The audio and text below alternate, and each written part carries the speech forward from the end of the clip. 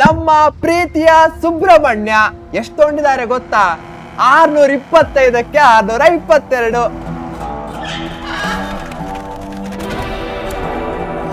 So ಪ್ರಚಂಡರು plus ತರ ಸುಬ್ರಹ್ಮಣ್ಯ, ನಿಂಗೆ ಯಾವ್ದು ಸಿಕ್ಕಾಪಟ್ಟೆ ಇಷ್ಟ ಆಯ್ತು? ಏನ್ ಕಾನ್ಸೆಪ್ಟ್ ಇರ್ಬೋದು, ಕ್ಲಾಸಸ್ ಏನ್ ಇಷ್ಟ ಆಯ್ತು ನಿಂಗೆ ಬಹಳಷ್ಟು?